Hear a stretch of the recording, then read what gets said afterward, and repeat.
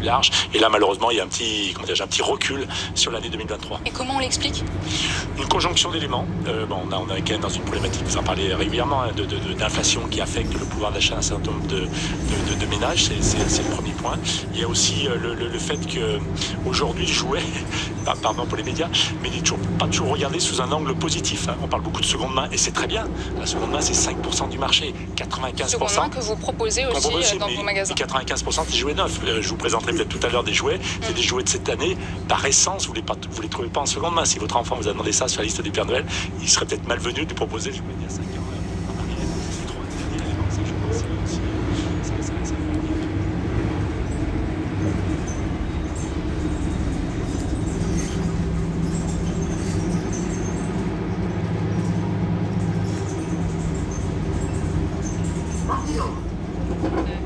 Des jouets que vous amenez en plateau, donc là vous le reconnaissez certainement. Le fameux Furby. Le fameux Furby, prêt à envahir à nouveau les chambres des enfants. Les parents connaissent très bien. Très joueur, très interactif. Voilà, mais je pense qu'il vous a jouet phare de la fin des années 90. À nouveau ou l'inverse. Qui revient dans une nouvelle version.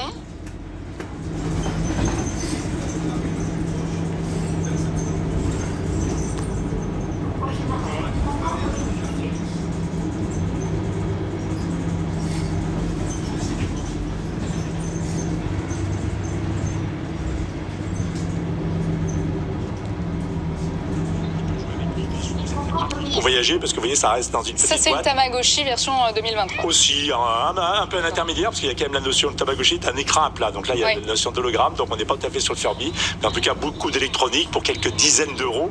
Donc ça reste la spécificité du jouet, de pouvoir proposer pour les enfants des jouets bourrés d'électronique à des prix qui restent maîtrisés, raisonnables. Et puis de l'autre côté, on voit aussi des jeux de société qui reviennent à la mode. C'est le cas de Skyjo que vous avez emmené. Ils l'ont été là aussi pendant toute la période Covid, j'en ai dit un mot tout à l'heure, mais c'est encore une bonne.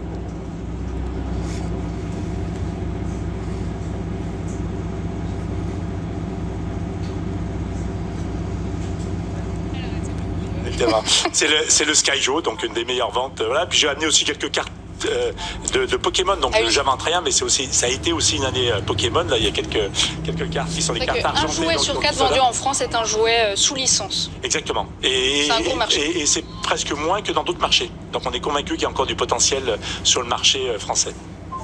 Et il y a un autre secteur qui progresse, c'est le secteur des kidultes. On voit une progression.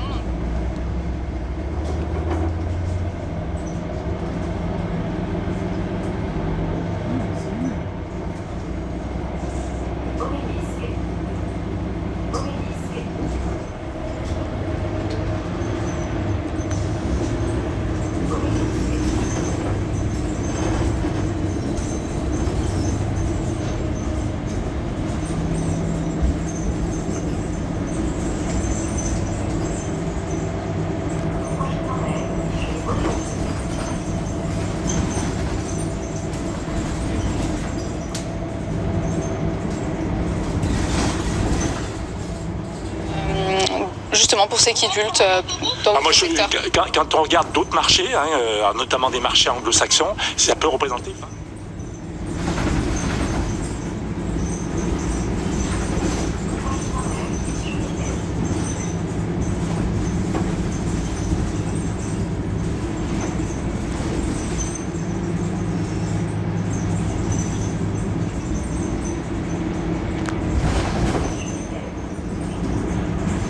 Désolée, je rigole parce que le Furby parle depuis tout à l'heure, on n'arrive pas à l'éteindre, c'est terrible. Il y a aussi les jouets fabriqués en France qui résistent et qui grignotent petit à petit des parts de marché.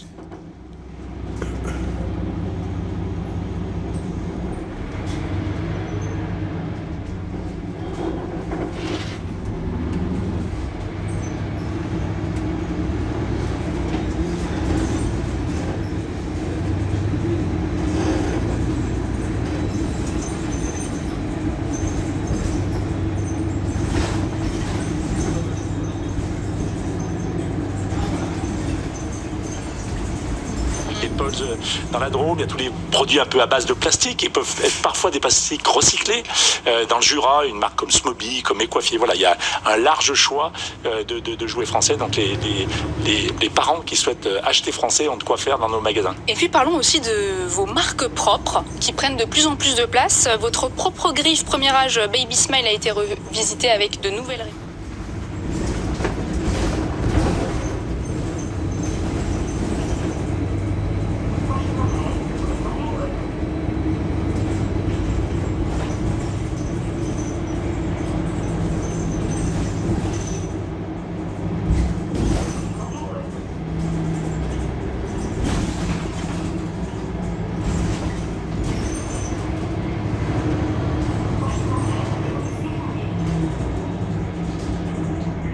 Ce sont plutôt des produits qui, dans les ventes, progressent. Alors King Jouet traite environ 600 000 commandes en ligne par an, dont la moitié après octobre. Et puis il y a aussi l'approvisionnement des magasins. Tout ça, ça se fait au départ de Rives en Isère, où se situe votre site logistique.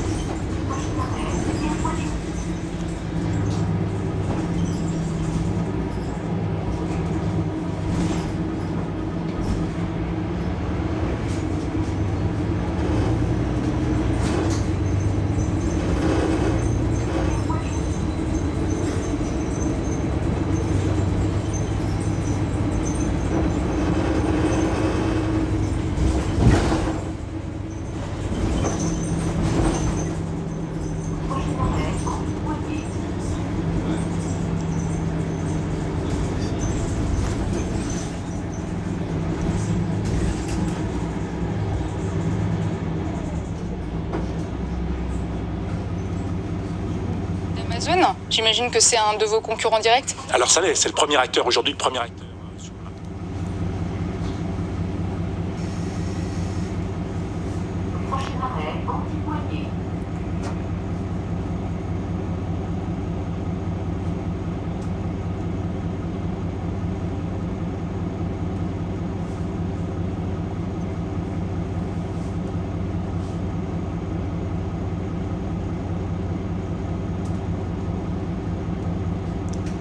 Sa place et répond à une vraie attente des consommateurs. Donc ça fait partie, au travers, si on revient sur la logistique, des moyens qu'on se donne de manière à réussir face à des colosses américains comme Amazon. Les colosses américains, justement, nous allons parler de ces plateformes sur Internet dans le Focus. C'est une nouvelle qui pourrait jeter un froid sous le sapin, Léa, les risques liés à l'achat de cadeaux sur les plateformes ultra low cost comme Temu, Wish ou encore Shein. Voilà, parce qu'en fait, cette année, il y a 67% des consommateurs français qui avaient pour intention d'acheter leurs cadeaux de Noël sur Internet. Et c'est vrai que du coup, il y a plein de sites aujourd'hui, et notamment des sites d'ultra low cost comme justement Shein, Temu.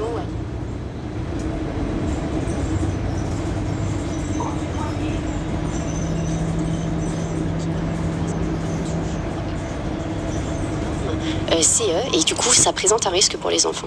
Oui, et puis les consommateurs ne sont pas forcément au fait de tous ces problèmes de conformité. Ce qu'ils regardent en premier lieu, le premier critère aujourd'hui, c'est le prix. C'est le prix forcément, parce qu'ils ont des prix qui battent toute concurrence. Et forcément aujourd'hui avec l'inflation, enfin, les foyers des ménages sont réduits, et c'est finalement un soulagement d'avoir...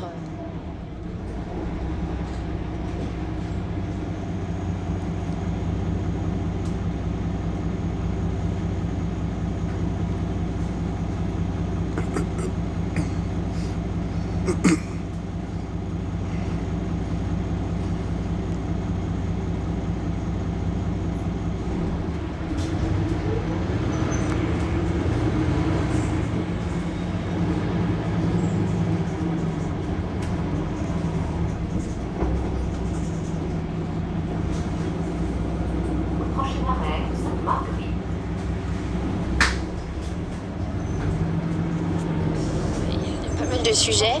Il y a beaucoup de substances chimiques interdites qui ont été retrouvées.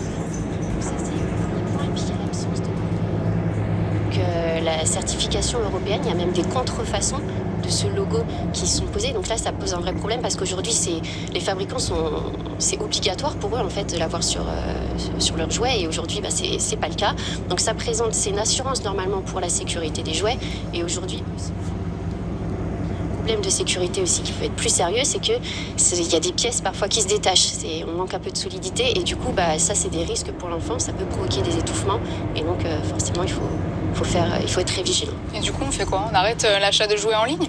Alors, on n'arrête pas complètement parce que ça présente forcément un intérêt, mais il vaut mieux se tourner vers des sites de plateformes françaises. En fait, aujourd'hui, tous les magasins de jouets on revend aussi sur Internet. Donc, si on veut bénéficier de ces avantages-là, il vaut mieux se tourner vers ces plateformes qui, elles, sont conformes et respectent justement les normes européennes. Une réaction? Oui, et sont contrôlés par la DGCCRF. Ce qui est important, c'est que nos sites comme KingJouet.com, on a... Qui a déclaré que 17% des jouets étaient non conformes exactement, il y a quelques jours. Exactement. Et les douanes aussi interviennent chaque année pour expliquer le risque d'acheter sur des sites dont vous parliez. Je pense que là-dessus, on ne peut que encourager les parents à acheter sur des sites français et notamment ceux des enseignes spécialisées qu'on a pu citer tout à l'heure. On va entamer la deuxième partie de cette émission avec notre invitée. Bonjour Alexandra Rapaport-Rozambowski. Bonjour Noémie. Vous êtes cofondatrice de la pelucherie, les peluches de fabrication artisanale. Alors l'aventure, elle commence en 1976 avec votre grand-mère. Elle s'arrête quand votre grand-mère prend sa retraite, puis la pelucherie renaît en 2016 grâce à votre sœur et vous-même. Alors vos peluches, elles sont fabriquées en Italie, elles sont cousues main et uniques. Elles sont aussi garanties à vie. Expliquez-nous comment ça fonctionne cette garantie. Nous, l'idée, effectivement, quand on a relancé la marque avec ma sœur, c'est vraiment de proposer des belles peluches de qualité. Et en fait, nous, ce qu'on assure aux personnes, c'est que s'il y a un problème de